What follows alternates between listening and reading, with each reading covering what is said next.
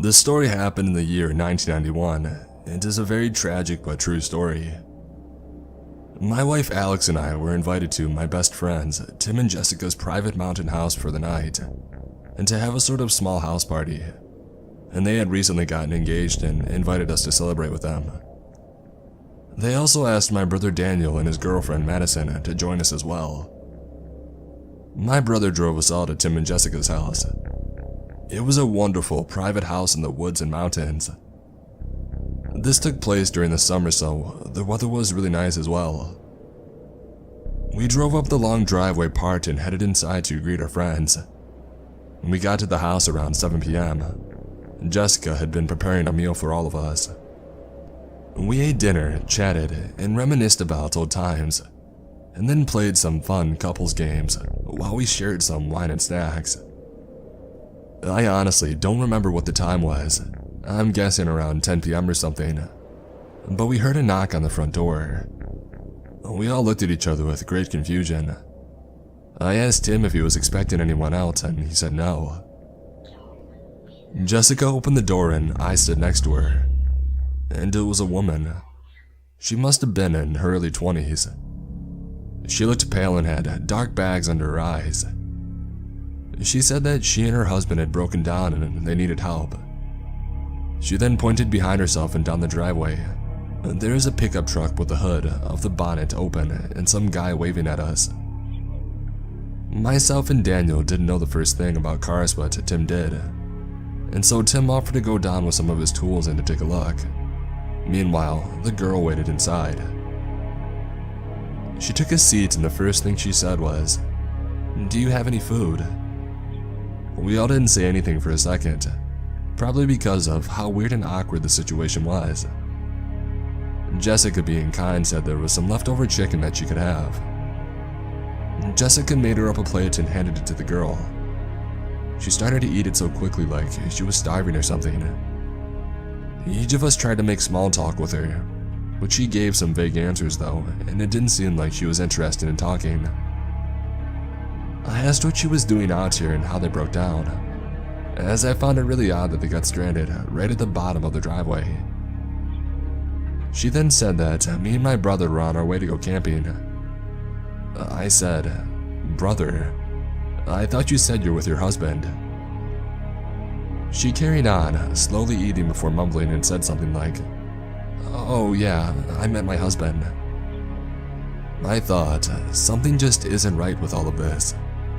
And so, I went to take a look through the window down the driveway, and I couldn't see Tim or her supposedly husband. I said to my brother Daniel that we should go down and check if everything is alright, and he agreed with me. Daniel and I headed down the long driveway, while sharing each other's suspicions about that girl. When we got down to the car, Tim nor that guy was anywhere in sight. But what we did see was the toolbox that Tim had brought with him.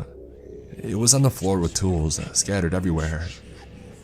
Daniel and I called out a few times, Tim, are you out here?" Both of us scanned the nearby woods and we couldn't see a thing.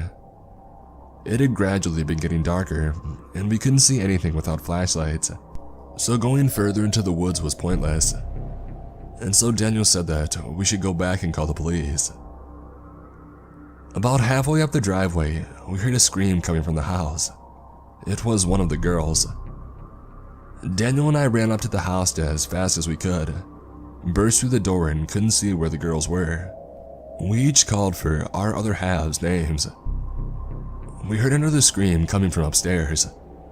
We ran upstairs and saw that girl kicking and screaming at the bathroom door while holding a kitchen knife. Daniel and I tackled her to the ground and disarmed her of the knife. Daniel held the girl down while I went to check on the girls. Jessica had been slashed with a knife on her arm. It wasn't serious, but she was in some pain. Alex and Madison were untouched. I said that Tim is missing and we don't know where he is. Alex went to call the police but said that she couldn't get through. She said that there was no dial tone. As we couldn't get through to the police, I said let's just tie this girl up and wait until we figure out what to do. I asked Jessica where the flashlights were. Daniel and I grabbed the flashlights and said, we needed to look for Tim as we think he was in trouble. I said to the girls, keep trying to get through to the police. We'll be back in 20 minutes and then we would drive to the nearest police station or anywhere with a phone in Daniel's car. Daniel and I went outside and we searched nearby for Tim. We walked around in the woods calling Tim's name. After some time of searching, we came across a telephone pole that had been chopped down. Someone must have done this on purpose, and that was the reason why we couldn't get through to the police. The line had been disconnected. We need to get back to the girls right now, I said to Daniel. We started running back towards the house, and then we heard something on the other side of the woods. It was what sounded like 2 gunshots. Daniel and I carried on running. Eventually, we got back to the bottom of the driveway, and were shocked to see that the pickup truck, along with the tools, were now gone. We didn't have time to ask questions as he wanted to get back to the house and to check the girls. When we returned to the house, it was empty and the girls were gone, and somehow, so was the girl who was tied up. We searched the entire house, the backyard, and again the nearby woods, and found no one or nothing at all. Me and Daniel got in our car and drove as fast as we could to the nearest police station, and we told the police everything that had happened. We waited at the police station for them to return. They came up with nothing, just like us. I'm gonna skip all the searching and warning because this story is depressing enough. This story has haunted me my whole life. I don't know what happened that night, who those people were, or where my wife or the others had gone missing to. My brother and I remain close and still do to this day.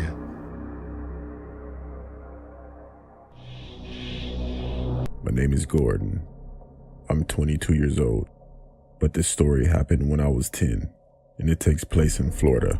Me, my 6-year-old brother, and parents were on our way to Disney World for the weekend. It was our first time driving there, and we got a bit lost. We had to leave in the afternoon, and it was quite a long drive from where we lived.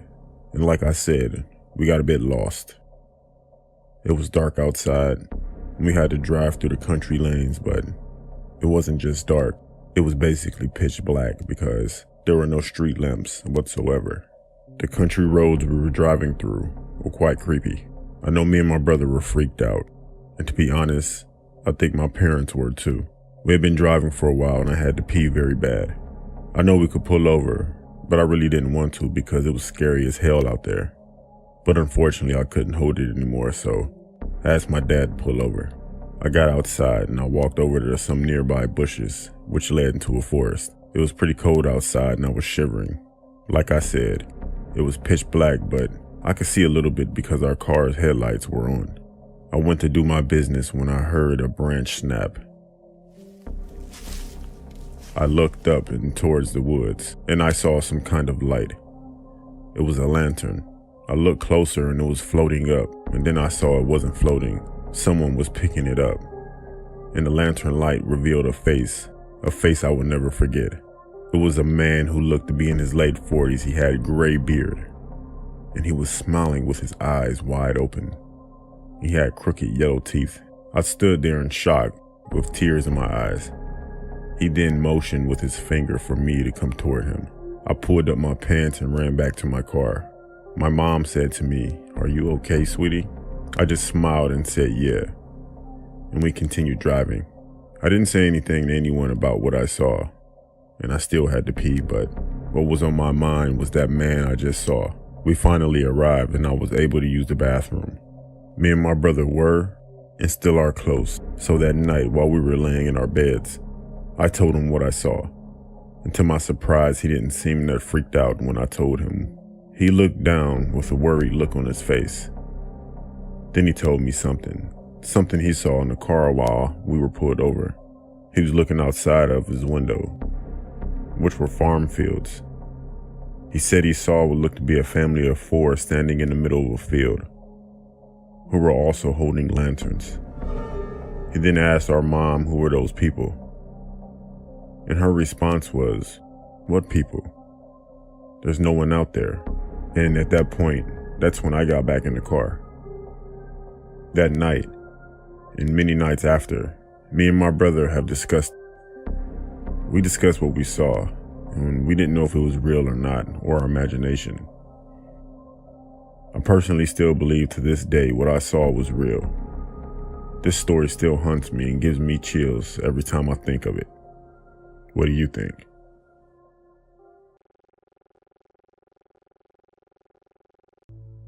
When I was in high school, about 10 years ago, I was home alone while my mom went to pick up my brother. And before my mom left, she told me to bring the dogs in. Now we had 2 beagles, one that was friendly but barked loud, and an older one that we had gotten from a shelter that was extremely protective and was not afraid to show his teeth. I usually ignored her and left them outside for a bit. I was in the back part of the house and was on a computer when I heard a noise. I walked to our front room and saw a young guy near the front door looking inside my house. I stood slightly out of sight and saw him walk back and forth between our window and then back to the door. And then he tried opening the door.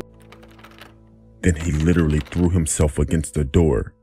Immediately, my blood went cold and I rushed to the back door and quietly yelled for the dogs to come in. They ran in and I herded them to the front room. Then I saw the mailbox slot open. I saw his eyes. He was looking right at me. Right away, my older beagle got on the defense and growled. It was more like, "I'm gonna bite you" type of growl, while the other one barked.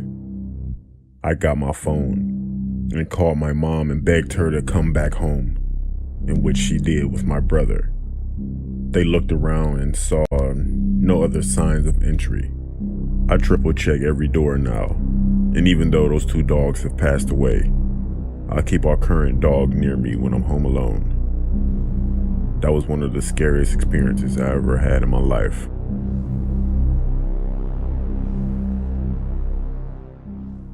I'm a 21-year-old woman, and when I was 5 years old, I could remember a situation happening.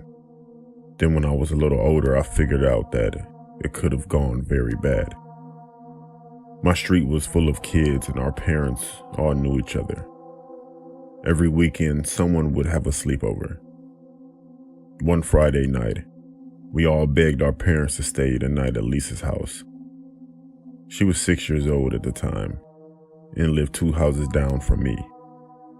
We were all outside, and once our parents said yes, we all went to our houses, bathed, grabbed blankets, and went to Lisa's house.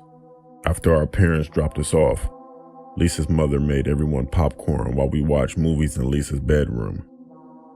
We played and watched TV for hours. Then we all fell asleep.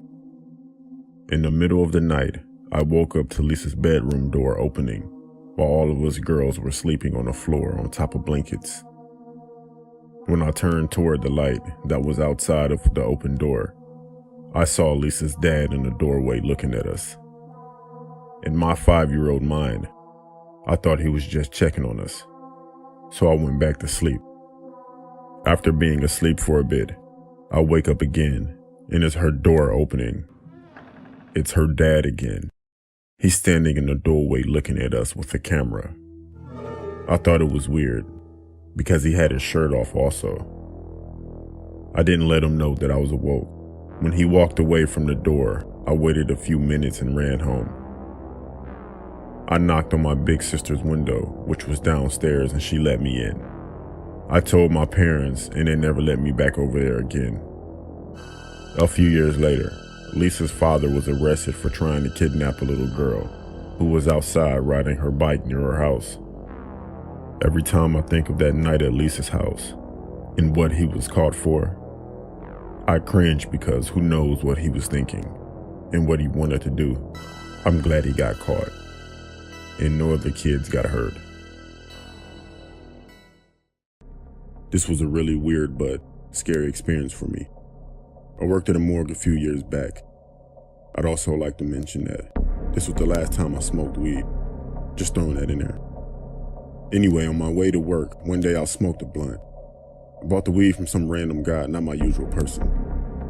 Anyways, this was actually my first day out of training, and they trusted me to be by myself. It was around 2 p.m. when I got to work, and everything started off normal. I hated the smell of that place though. We had a good amount of bodies stacked up there, and I was working on one. I turned around for a few seconds while looking for a tool, and I heard a moan from behind me. I paused for a second and remembered that some bodies still have air in them, and the air continues to come out, and the bodies will still make noises and sometimes move. I gathered myself, turned around, and now the man on the table, his eyes were wide open, as if he were looking at me. I paused once again and told myself that this is normal. At this point, it's starting to get dark outside, and it starts raining by coincidence. I know this sounds like a cliche horror story, but it really did happen. My anxiety was an all-time high, so I took a break. I had the munchies, so I decided to snack on a bag of chips. Then I heard something in the hallway. I couldn't tell what it was. At this time, I had the sweats, but I wasn't hot, but I was also really hungry. I got up to see what that was in the hallway. Then I heard something. It stopped me in my tracks before I reached the door. I stopped and I thought, I'm here by myself. I got the courage to walk into the hallway. When I turned the corner, I saw one of the bodies standing at the end of the hallway. I froze and I just stood there. This felt like a scary movie, but at this point I would be yelling for the person to run, but I couldn't move. I thought to myself, am I tripping right now? The body started walking toward me and I backed up. I rubbed my eyes for a few seconds, then I looked back down the hallway and the guy was gone. Again, I stood there for a few more seconds. Out of nowhere, every door in the building opened with force, and at the same time, that laugh again. I ran out of there so fast and called my boss. He laughed at me and came in while I sat in my car. He checked the building and everything seemed normal. I quit right there on the spot. I don't know. Maybe I was blazed, but the fear I felt was real. I know I haven't smoked since then, or ever worked with dead bodies.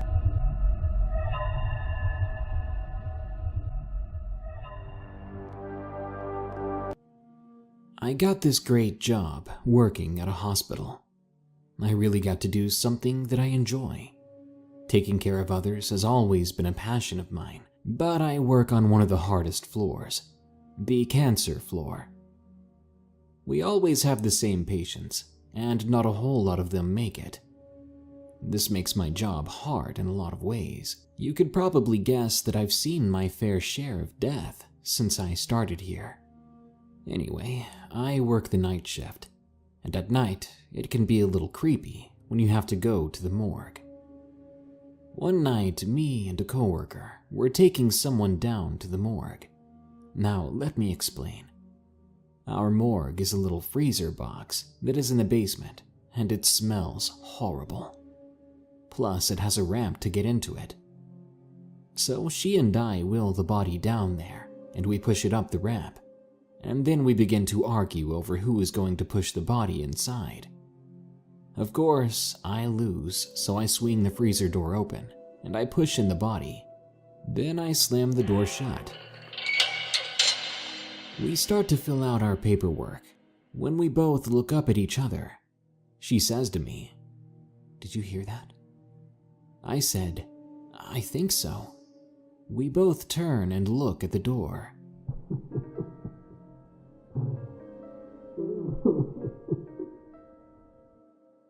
The two of us got cold chills, and the hairs on our arms were standing straight up. It sounded like someone was crying. We froze, turned, and looked at each other, then ran out. Halfway down the hall, she asked if I really heard what she did, and I told her yes. I really didn't know what to think, so I was telling one of my friends who is a nurse on our floor the story. She tells me that she has had similar things happen to her in the morgue. To this day, I will not go alone, and I always try to get out of going at all. We also have a tradition on our floor that when someone passes away, we open the window so the soul of that person is not trapped in the hospital to roam. I'm not making this up. It truly happened. If you don't believe me, I don't care. I know, and so does everyone else who works there. This story took place about 3 years ago. I started my new job working at a morgue that was about 3 miles into the countryside. For the first week, everything went fine. I got shown around the building, how everything works, and I understood my job. That was until I met the guy who used to deliver the bodies to the morgue. His name was Kenny. I first met him on the elevator. We shook hands and he made an inappropriate joke. He also stunk of smoke, had long greasy hair, bad yellow teeth, and a faded, poorly drawn tattoo of a snake on his forearm. My first thought that he was just weird. I figured I would only see him from time to time when he delivered the bodies. That wasn't the case, however, as he would come up into the building and talk to the staff. Apparently he had worked there for years and knew everybody. I asked a few staff members about him, and they kind of just shrugged him off as being eccentric. It was like I was the only one who saw through that. He would joke around with most people, but when it came to me, it was like he was a different person. The first time we met, he would make inappropriate jokes towards me. He would joke about the dead bodies that got delivered and make crude comments about the way the people died, and actually found it funny. One night, however, I was working on a body when I decided to take a little break. When I returned, I found the body was off the table and propped up against the wall. I almost had a heart attack. And then Kenny jumped out from the corner, screaming and grabbing my shoulder, shaking me violently. Then he stopped and laughed, telling me how good he got me, and my reaction was hilarious. This was the last straw, and I had enough and reported this to my superiors. My complaint was backed up by the footage from the CCTV cameras. The next evening, as I arrived into work, I saw Kenny walking down the corridor, and he didn't have his weird grin on his face. His look was much more disturbing. He looked furious, like he was a different person. He passed by me while giving me the worst stare I've ever seen. I was told later that he had been fired. I was a little bit surprised. I didn't know what they would do. I didn't know they were firing him exactly, but I was kind of relieved. That night, I finished work around 3 a.m. and got into my car to drive home. As soon as I pulled out, another car started up from across the parking lot and started to instantly tailgate me.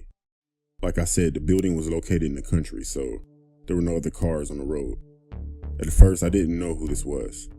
I pulled over to see if the car would keep going, but as soon as I pulled over, the car slammed on its brakes. That was when Kenny came running out of his car and over to mine, yanking on the door handle as hard as he could, while banging on the window screaming for me to get out of the car. I thought he was going to rip the door off and kill me. I quickly started my car back up and drove off as fast as I could. I saw Kenny get into his car. For some reason, he didn't chase me. I'm not sure if his car wouldn't start or he just decided not to pursue me. Either way, I was relieved. I later informed my superior of what happened. I didn't find out what happened, whether the police were involved or what, but I never saw Kenny again after that. Thinking what might have happened if somehow Kenny did manage to open my door keeps me awake at night.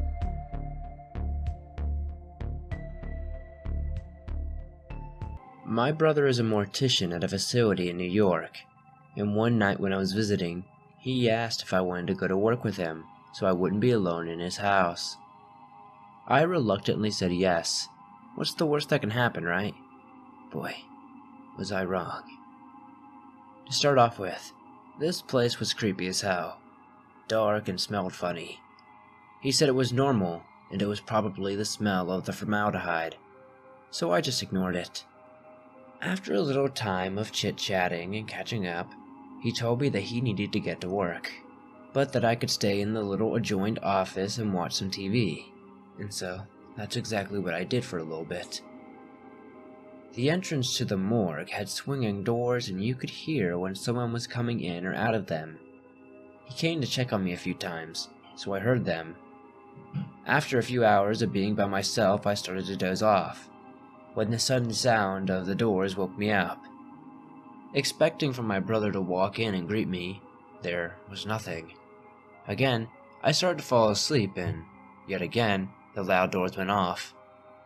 You couldn't tell if someone was coming in or out, but they kept on swinging and didn't stop. Thinking my brother was playing a joke on me, I got up and went to tell him to stop, but to my surprise, there was only a little girl standing there, playing by the doors, pushing them. "Hi," I told her. She looked at me and didn't say a word. One of the things that caught my eye was a pretty blue dress with a pink ribbon that she was wearing. "Your dress is pretty, and the bow makes it stand out." Again, no reply. She looked down and started to run the opposite way, towards a lonesome hall. I thought the kid belonged to another employee, so I went back to my chair and sat down. A couple of hours later, when my brother's shift was over, he finally woke me up to go back to his place. As we were driving, I started to tell him about the doors and the little girl with the cute blue dress and big pink ribbon. He slammed the brakes. "What the hell? Why did you brake?" He told me with a chilling look on his face. "Last night I did an autopsy on a little girl that drowned. She was wearing a blue dress with a big pink ribbon." My blood ran cold, and I've never been to work with my brother ever again. Growing up, I lived in a heavily forested area. There's this now abandoned house that was in the woods behind my childhood home. The driveway connected to ours and broke off and circled around our garage and went deeper into the trees. It was a single-story house with a nice big front porch and had an outdoor overhang instead of a full garage. When I was a kid, we had an elderly neighbor who lived back there named Mr. Fisher. He was a Vietnam vet who was partially blind in one eye. He normally wore glasses or an eye patch on the rare occasions that we would see him outside. He kept to himself mostly and never really had any visitors. It was about 20 years ago, back when I was in high school. I was home alone playing on my Nintendo. I remember that it was later in the day and it was raining pretty hard. I was grounded for some reason that I can't remember, and I was bitterly sitting in my room taking out my teenage frustrations on the game, and that's when I heard screaming from behind my house. I paused my game, cracked open my window, and listened. Every few moments I would hear a faint screaming coming from Mr. Fisher's house, maybe 50 or so yards away from my own. I couldn't figure out if it was an angry scream or a terrified one, but I remember just sitting there for a few moments and listening to it, more curious than alarmed. After a few minutes I got bored and shut the window and returned to my video game. I don't know why I didn't call for help or run over and knock on Mr. Fisher's door to see if things were okay. My only explanation was that I was a bitter teenager and I didn't want to be bothered with anything that wasn't my business. Later that night, after my parents came home, I was lying in bed when I once again heard the muffled screaming coming from behind the house. This time I could tell it was labored and ragged, and I can remember being annoyed, wishing that whoever it was would just shut up already. I didn't even mention it to my parents the next morning. So about a week goes by, and I have completely forgotten about the screaming I heard that night. I was outside throwing the football with my father, when the mailman stopped his truck and asked us if we had seen Mr. Fisher. Apparently he had not been collecting his mail. My father replied that he hadn't seen his car for a few days, and I remained silent. The mailman and my father walked down the driveway and knocked on Mr. Fisher's door. The next thing I remember were the sirens. An ambulance, a fire engine, and several police cars arrived. I spent most of that afternoon up in a tree, watching Mr. Fisher's house as law enforcement and paramedics went in and out. My father had found Mr. Fisher's front door unlocked. He had been lying in a crumpled heap at the bottom of his basement stairs. It appears that he had fallen and broken both of his legs. But it wasn't the fall that killed him. It was the rats. My father eventually told me that the coroner reported the man had been eaten alive while he was screaming for help, unable to climb back upstairs. He had defensive wounds all over his hands from swatting at them, and several dead rats were scattered around, but in the end, there had been too many of them to fight off. His face had sustained the worst damage. There was almost nothing left of it when they found him. The coroners were convinced that he had been alive through the worst of it. I felt as though I had been stabbed in the stomach, and a wave of traumatizing guilt washed over me, and I broke down in tears. I still didn't tell my parents, but on the inside I was mortified. I felt like a criminal for ignoring those screams. And for weeks after that, I was convinced that the police were going to come back and arrest me for negligence or something. For about a year afterwards, it traumatized me, and I carried the guilt around in secret. I started doing drugs and drinking alcohol to try to dull the pain.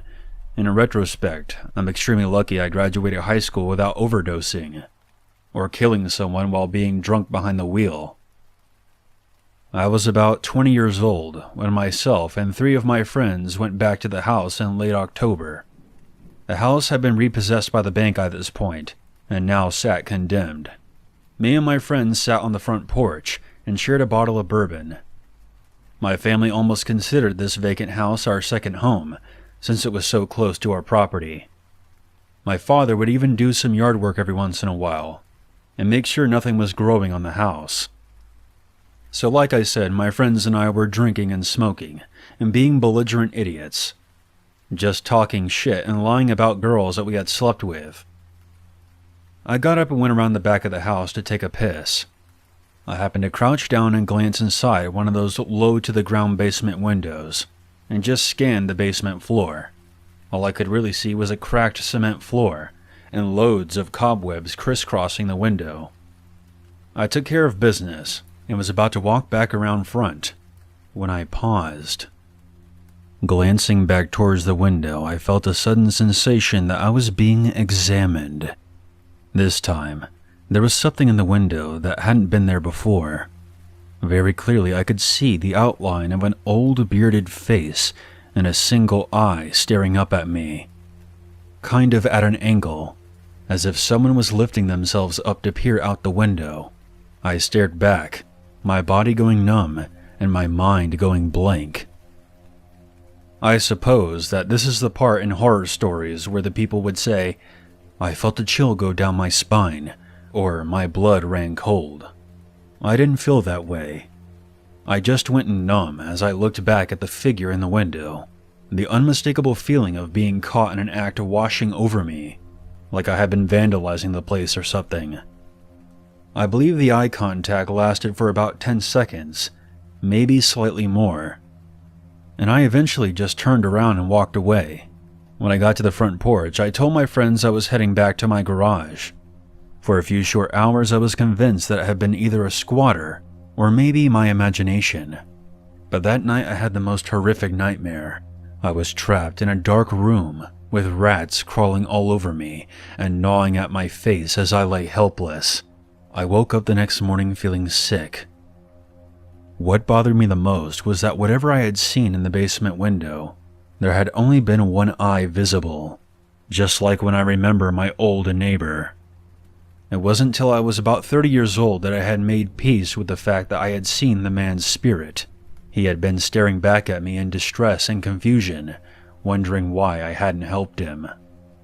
I have read several books on the paranormal, and I came to the conclusion that his spirit wasn't yet at peace.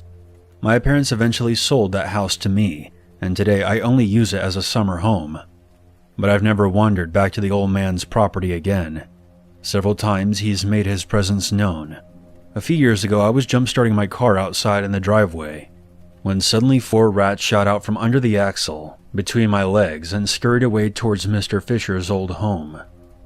Last year, there was a soft knock on my window as I sat in my living room. And only a few months ago, I was awoken from a deep sleep because I thought I could hear screaming from outside. My biggest fear now that I'm an adult is being alone and in pain, and having no one to come and aid me as I scream for help. I guess this is my way of finally getting it off my chest. When I go back there this summer, I plan on returning to Mr. Fisher's house. I will try my best to apologize to him, and I can only hope that this will finally put his spirit at rest. This happened when I was 14 years old and staying at a friend's house. It was a cold, misty, moonless October Friday night. Halloween was upon us, and all the usual pranks that come along with it. In the weeks up to that night, the usual pranks of knocking on doors and running, friends knocking on windows to scare you, stuff like that. But this night was different. This night is what nightmares are made of. Recently, my friend's sister, who for this story we'll call Jamie, was being harassed and stalked by some guy who she didn't know. We just came back from a haunted house. Then we turned on the TV and started to watch The Exorcist in the living room. It had to be around 11 or midnight, and the dog started to bark at the back door. So I went to see what she was barking at, and I heard the fence rattle. I didn't think anything of it as it could have been the wind or an animal. So I went back in the living room and continued to watch TV with my friend. Then all of a sudden, Jamie screamed from her room. We ran to see what was going on. Jamie said someone was knocking on her window and saw someone run to the back of the house. Just then, we heard someone trying to pry open the sliding back door. And when I ran in there, I saw someone standing there with a ski mask and hoodie on. His eyes were void of feeling, void of any sense of morality. I made sure the extra lock was set, and he seen me do this and started to bang on the glass. Then all of a sudden, he took off running. I asked my friend if the front door was locked, and a look of terror came over his face. He ran to lock the front door, then all of a sudden it swung slightly open. Luckily, he got there in time to stop it from opening completely. The intruder got his arm inside the door. He kept pushing it open ever so slightly, but my friend yelled for me to help as Jamie was frozen and frightened, screaming. I ran as fast as I could and slammed my shoulder into the door, smashing the intruder's arm in between the door and the door jamb. He jerked his arm out enough that we could close the door and lock it. The stalker was screaming and banging on the door, yelling over and over, "Jamie, I'm gonna get you. If not tonight, it'll be another time. And I'm going to kill those kids for what they've done." I grabbed a baseball bat and my friend grabbed a shotgun out of the closet. We thought he was going to try and get back in. We called the police and waited what seems like hours before we went out to see if anyone was around.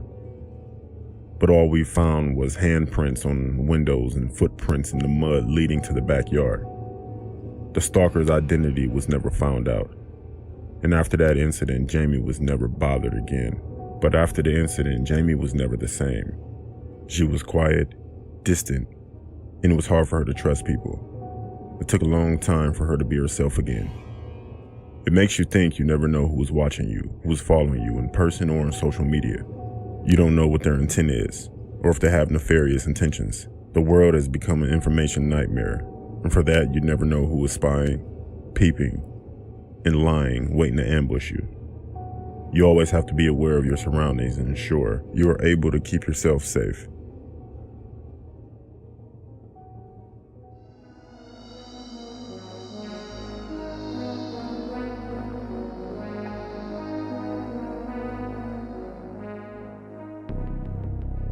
This happened 9 years ago when I was 15 years old. It was a Friday morning at school, and my friend told me that she would spend the night. Throughout the day, we spoke about what we could do for entertainment, but by the end of the day, she let me know that she couldn't stay for the night. On my way home, my mother texted me to let me know that I would be home alone tonight because she picked up a shift from 7 to 7. She was a nurse and that happened frequently. My mother started dinner while I was watching TV in the living room. But as I'm watching TV, I randomly look out of the window because I heard a car going down the street, and like I usually do, I look at it because we live right at the end of a dead-end street. This car didn't stop, it just circled around and crept down the street. About 30 minutes later, I saw the same car while I was watching TV. It did the same thing, went to the end of the street very slowly and turned around. The windows were tinted, so I couldn't really see how many people were in there. It was around 6:30 when my mother was walking out of the door. It was the winter time, so it was already dark outside, but it was unusually warm also. So I threw my mother's food away because it was trash, and she could never cook, and I made a few bags of popcorn. I was content with that. I laid on our couch, turned on movies, and started to text my friends. It also became hot in there, so I opened the window that was behind the couch. My mother hated when I opened it up because there's no screen, so I opened it up just a few inches and laid back down. A few minutes later, someone knocked at the door. As I'm getting up, I can hear about 3 people talking, only because my window was open, but I don't think they noticed it because it sounded like they were whispering in a way where they definitely did not want me to hear. I opened the door, expecting to see a few people, but to my surprise, I only saw one. Parked a few houses down, I saw the car that kept riding up and down the street. But anyways, when I opened the door, the man asked me was Daryl home. I said that no Daryl lives here. Then he asked me were my parents home, and I said no, my mother's gone for the night. He said okay, with a smirk on his face. And he said sorry to bother you, and he left. I laid down, watching a few movies, then I dozed off. Maybe around midnight, I think. All of a sudden, I was awakened with a sound. I didn't know what it was. I looked at the clock and it said 3:02 a.m. Then I heard another noise. It was footsteps behind me outside of the window on my front porch. I continued to lay down flat on the couch. Then I stuck my head just above the back of the couch very slowly. I've never been so frightened in my life. There was a man pressing his face against my front window trying to look inside. I was frozen in fear. I don't think he could see me because I was right under him, and it was dark inside with the only light being my TV. Then the guy did something that almost made me scream. I laid flat again on the couch and the guy in the window said, "She's asleep right there. If she screams, I'll shut her up." He then started to lift the window. I ran in the kitchen to grab my mother's gun while he struggled with the window. As I'm running, I dialed 911 and put them on speaker. I explained the situation, ran to the window with the gun, pointed it and told them that I would shoot, and the police are on the way. The guy was halfway inside when I held the gun to him. He froze while the other guys ran off the porch. I made the guy stay there when the police were on the way. He was arrested and my mother never took a night shift again. At the same time, I'm glad my mother taught me what to do in those type of situations because it could have ended up a lot worse.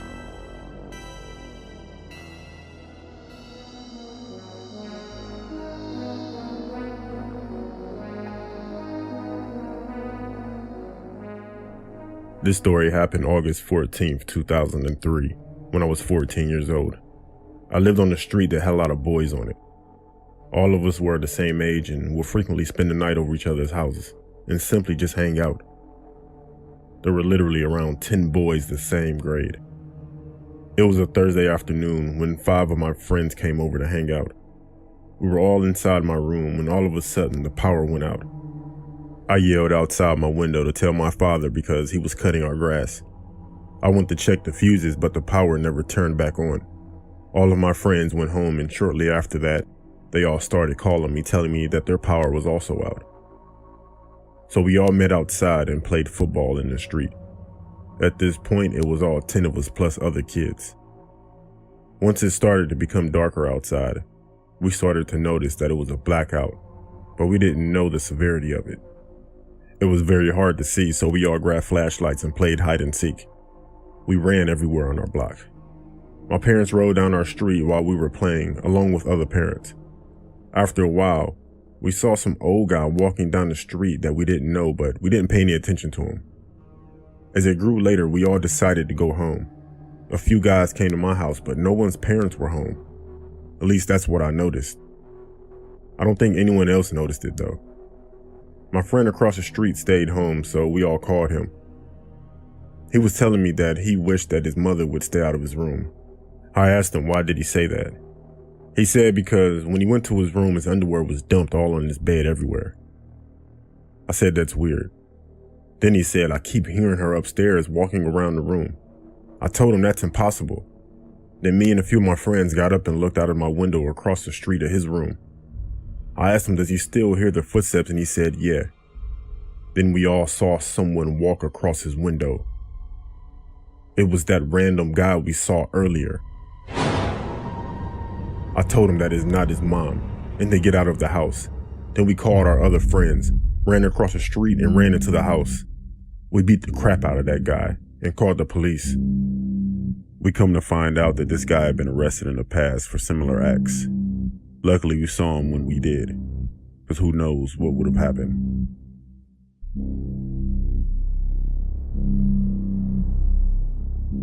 I've gotten Ubers plenty of times before, but this one experience I had a few years ago was the creepiest and weirdest of my life. It was a Saturday night, and I had been out bar hopping with my friends. It was around 1:30 a.m. when my friends and I decided to call it a night. I said goodbye to my friends as they walked to the bus stop. I live in the opposite direction, so I started walking to a spot where my brother was going to pick me up. But as I pulled my phone out, I had received a text message from my brother telling me that he can't pick me up as he had been called in to work. He works nights.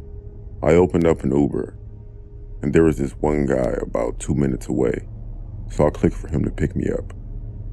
His name was Jim, and in his picture he was a balding middle-aged man with a mustache and some stubbled facial hair. An old car pulled up beside me. Jim looked out the window and confirmed that he was my Uber ride. Once I got inside, I noticed there was another person in the passenger seat. I said, "Oh, hi." They didn't reply to me. I asked Jim how his night was going. He didn't reply either. I was too drunk and too tired to care. Destination to my house was already on the app before I made the call for the Uber, so Jim started driving. I was scrolling through my phone and texting friends, and I started to hear Jim whisper and mumble to himself. I couldn't understand what he was saying, and if he was talking to me or the person next to him, but I ignored it. As we were driving, he started to become more on edge, and the things he was whispering to himself was becoming more coherent. One thing I heard Jim say in a loud whisper was, "You do it. I can't risk going back to jail." Even though I was drunk, that was enough for me to stop playing around on my phone and focus on my surroundings and keep a closer eye on Jim and the person next to him. The person hadn't said a word the whole time I was in the car, which I found weird. I looked around outside and we were on the freeway, which wasn't unusual as you had to take to get to my house. The next thing that happened is Jim pulled the car over at a rest stop. He once again started talking to himself. Jim then said, "I won't do it. You can't make me." He then hit the person next to him in the face, and he got out the car. He grabbed something from the trunk and walked off into the darkness. I was stunned with what was going on. I asked the person in the passenger seat if they were all right, but once again, they didn't say anything or do anything. I asked again, this time tapping him on the shoulder. Something didn't feel right after grabbing hold of him. It felt cold. I took a closer look at the person, and to my complete shock and horror, the man looked lifeless with a hoodie on, and with white and bluish purple type skin. The expression on his face was shocking. It was as if he were frightened to death. I sat back in the seat and couldn't believe what was going on. I could hear something from outside. It sounded like dirt being shoveled. That must have been what Jim was doing, digging some type of ditch or grave. At that point, I got out of the car and ran down the road, hoping to spot another car to pick me up. This was a sobering experience, but I was still drunk and tired. I ran down the road, but didn't get very far without being out of breath and needing to throw up. I'm not sure if I'm running around at night after drinking or the horrifying experience. Maybe both, but I felt sick.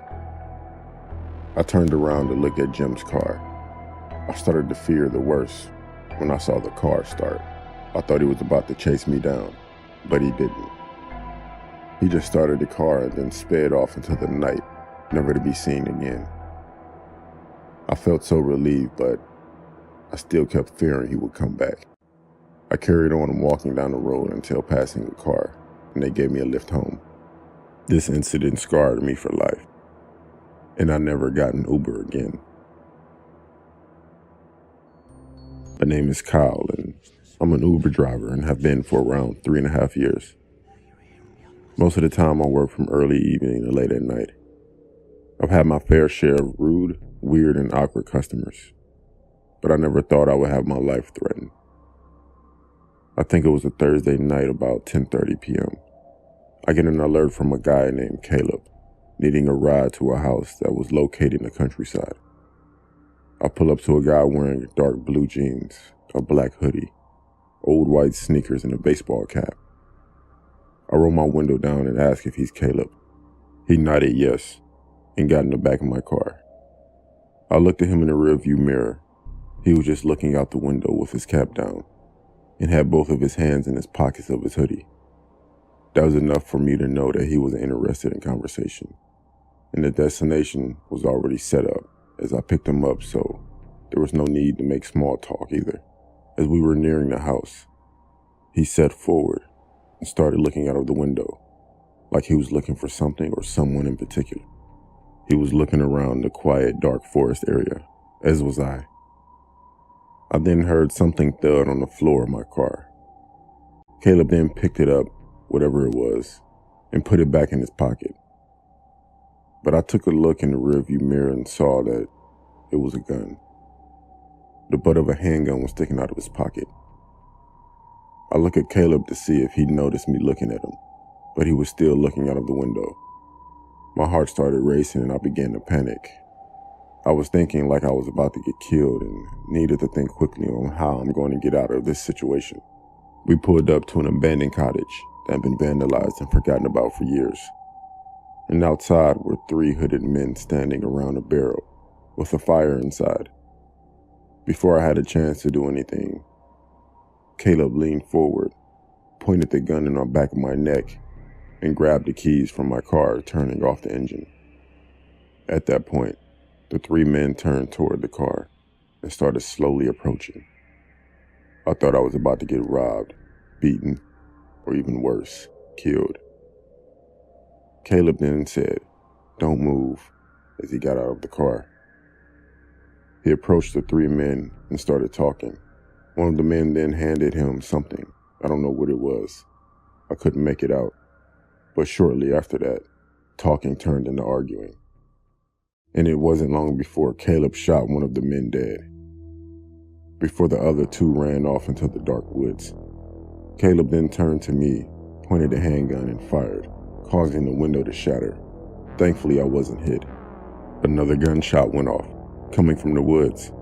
Caleb turned toward the sound of the gunshot and let off 2 more rounds before running off into the woods himself. I grabbed my phone and ran out of the car into the opposite direction. When I thought I was far enough away, I called the police. As I was running, I could still hear gunshots in the distance. I told the police to go to the address. I still had it on my phone, so I knew exactly where to send them. 2 police cars drove by, and one of them stopping for me as I was waving them down. I told them I was the one who called. I was taken back to the station to make a more official statement. I was also informed that the cottage was abandoned and found no one near the property in the woods. The only thing they found was my car and the shattered window. The police told me it was a drug deal gone bad, and I should be considered lucky that I wasn't killed. My name is Ed. I'm 25 years old, and I'm an Uber driver. The story happened about 4 months ago. It was late on a Friday night around 11 p.m., and I was doing my pickups around local bars and nightclubs. I had just finished dropping off some passengers when I got a notification from a guy named Jackson. I pulled up to his location when a man peered through my window asking if I was Ed, his Uber driver. I said, "Yeah, you Jackson?" He replied, "Yeah," and got in. Once he got in my car, I could see him more clearly. He had long, dirty blonde hair, an unshaven face, and red bags under his eyes. He was wearing jeans and a dark blue hoodie. I started driving toward the destination that he had marked down. It wasn't long before I could smell his foul odor. I took a few glances at him in the rearview mirror. He looked pretty paranoid. He kept looking around outside as if he was searching for someone. The place he was driving to was a bar on the quieter part of the town, in fact. I thought the bar was shut down, but I didn't want to ask and make conversation with this guy, as I didn't feel comfortable. He didn't say anything at the start of the journey, He was just looking around, as I mentioned before. He kept taking sips of some kind of liquor he had with him. It was when we started to get to the quiet, empty highway when he started talking. He was saying things like, life is precious, and always be careful because you could lose someone close to you. I wasn't sure if he was even talking to me. I just assumed he was. He then showed me a picture of a woman and a young girl. He said that was his wife and daughter. I awkwardly said, "You have a nice family." He then asked if I had a daughter. I said yes, but I don't really. I don't know why I said yes, but thank God I did, because at that point, Jackson told me to stop the car. As I was stopping the car, he wrapped his arm around my throat and pointed something in the back of my head. It was a gun. He told me to go home to my daughter and be thankful. As he said this, he passed me the photo of his wife and daughter. He then got out of the car and fled into the darkness of the night. I then drove to the police station and reported what had happened. What they told me made the incident 10 times scarier than what it already was. After showing them the photo, the man had handed to me, the police told me that the man had killed a woman and her daughter hours earlier, and the police were out looking for him. Thinking about this story horrifies me. I think about a lot of things. That I had a sadistic maniac in my car. Now he murdered that woman and child. I also think about how I told him I had a daughter. I honestly think if I hadn't, he would have killed me. He wouldn't be here to tell this story. As far as I know, the police still haven't found Jackson, and he's still out there somewhere.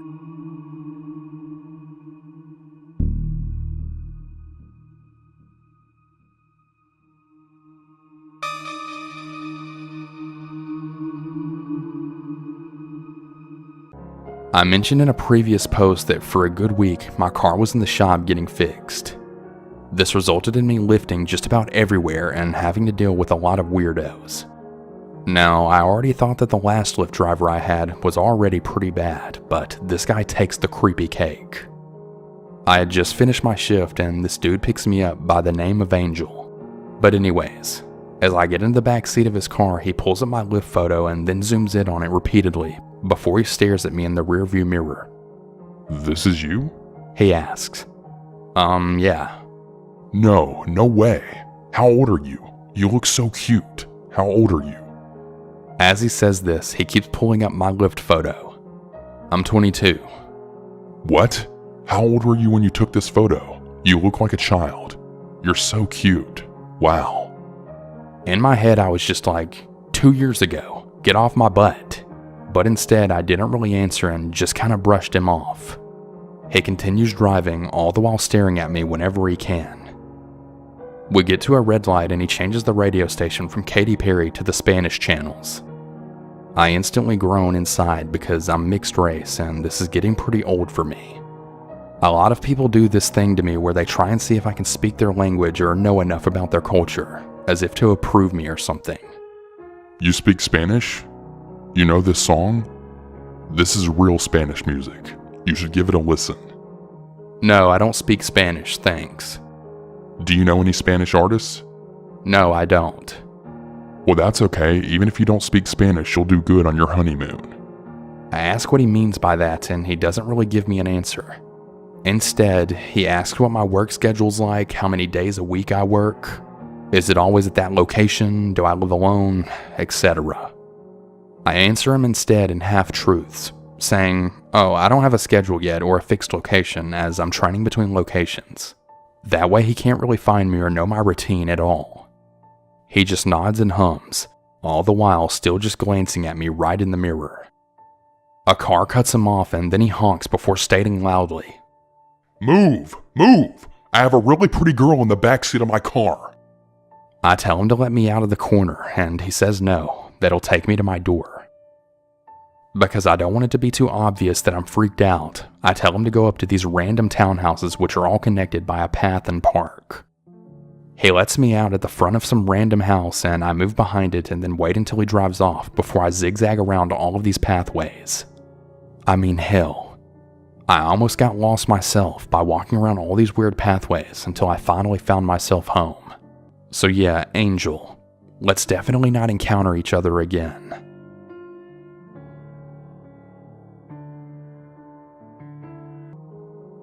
Me and my girlfriend were in a city in Texas right off the highway, and we stopped at a tiny little gas station to get some beer and chips and such.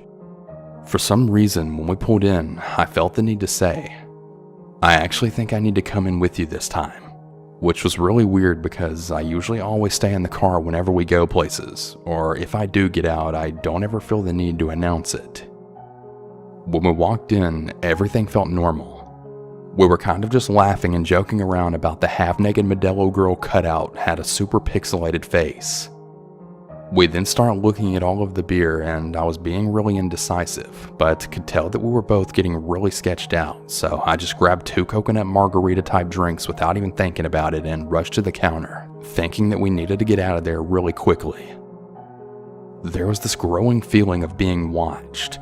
It was like pure malice that I haven't felt before. I can't really describe it. There was an old Hispanic man leaning on the ice cream cooler right by the counter and pretty much watching every customer.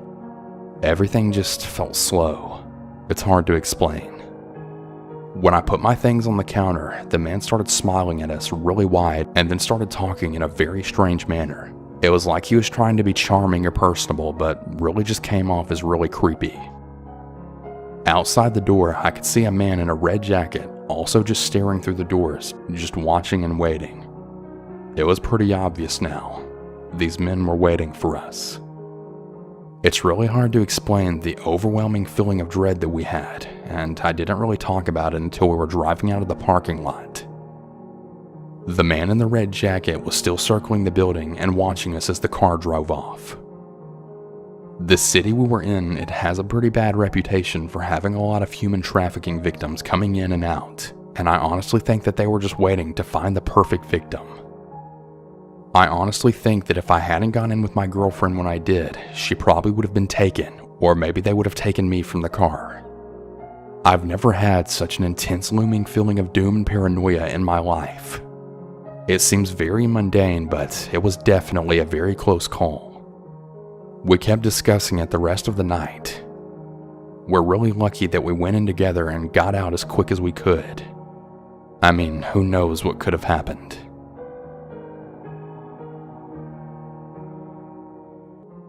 The story happened a couple of years ago after a breakup. I had a little time to myself and I just wanted to meet new people. Not necessarily to hook up, but just go on dates. Here enters JB.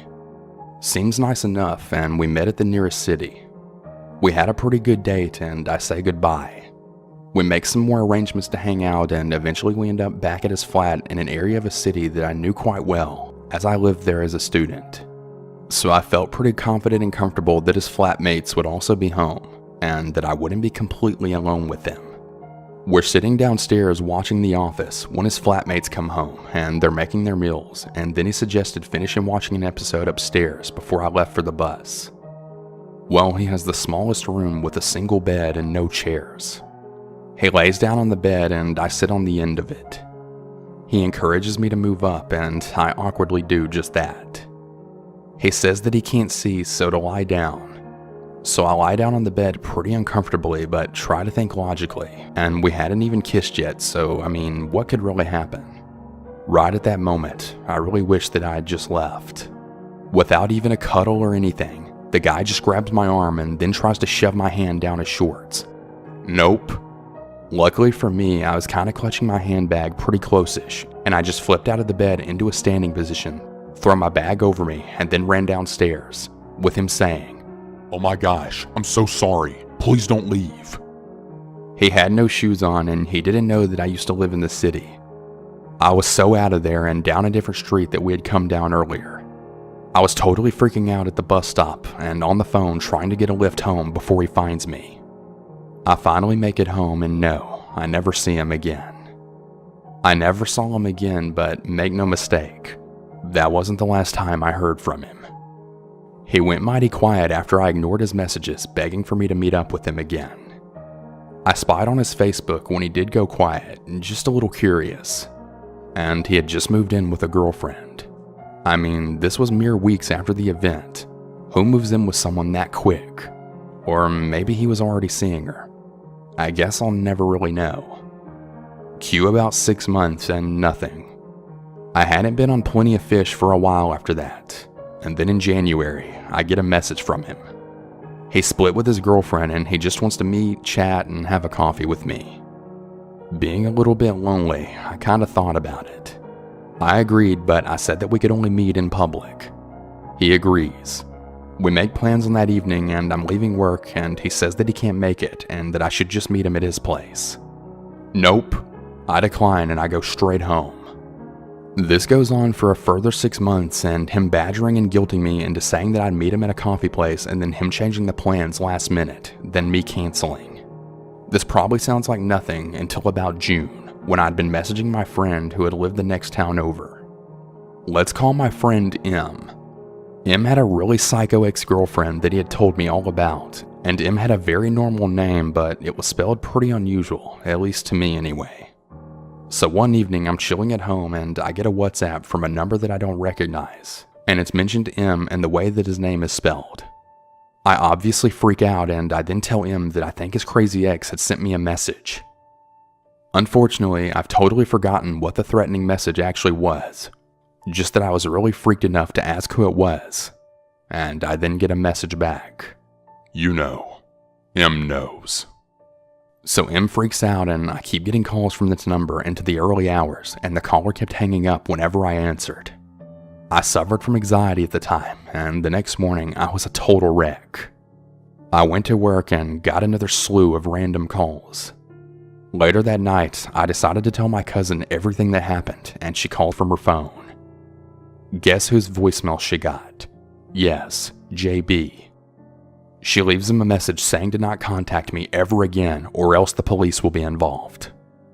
I check his Facebook a little while later and he's apparently moving back to his home country. Hopefully I'll never meet him again. This probably wasn't the most scary or creepy encounter, but it was really playing on my mind and it really creeped me out. I remember this like it was yesterday. My brother and I were home alone for the night while our parents went out with their friends. He's 17 and I'm 13. My brother left soon after my parents, even though he was supposed to stay home. Recently, a new neighbor just moved in next door, some old guy. I saw him speaking with our parents the first day at his house. Anyway, we live in Florida and it was the wintertime, so it wasn't too cold. I say this because we have a pool in our backyard that's heated and I love swimming. At around 10:30 p.m. I decided to go swimming.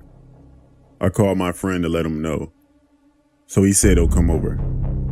He only lives about a street away. I started to swim some laps and as I come up for some air, I saw the old man from next door standing on the outside of our fence leaning against the gate with the creepiest smile on his face. I lost all form in my swimming strokes and completely stopped. I played it cool and I said hi.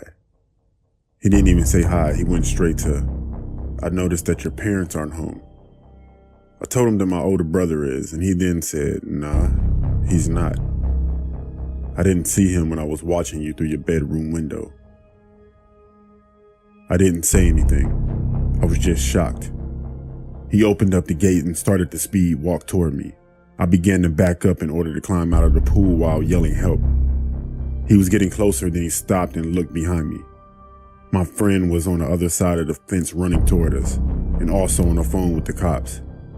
My neighbor ran into his house. The cops came, but the old man denied everything. He didn't know that my friend recorded him before he called the cops. He was arrested and eventually moved away. I don't know what his plan was, but I'm glad my friend showed up. Obviously, my parents were pissed at my brother for leaving when he was supposed to stay at home to watch me. But they were happy I was okay. To this day, I haven't seen that guy since.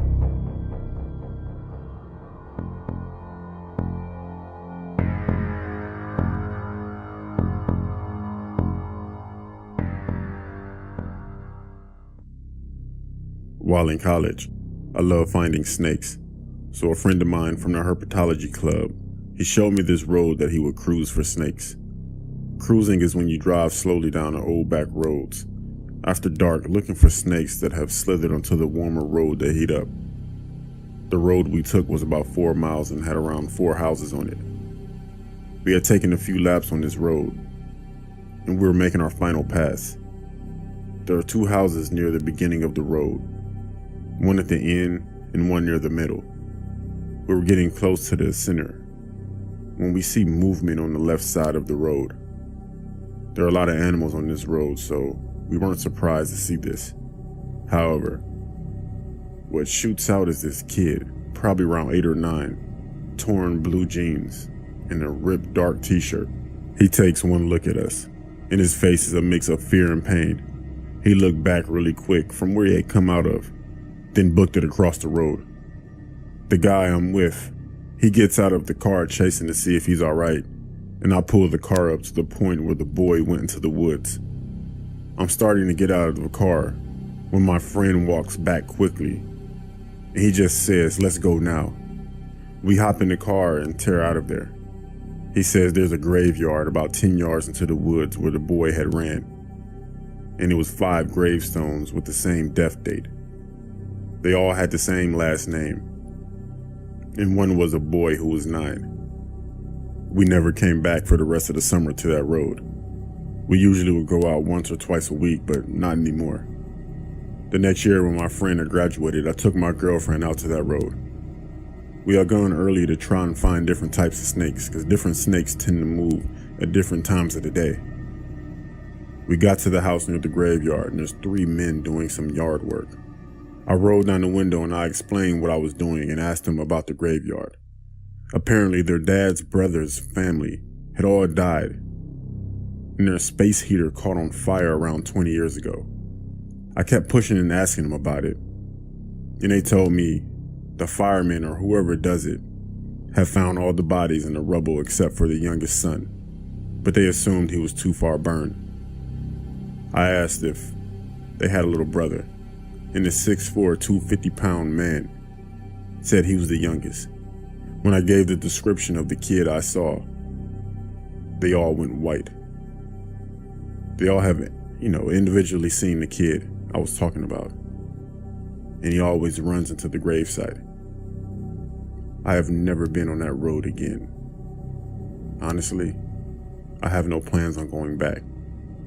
I'm not too fond of the paranormal.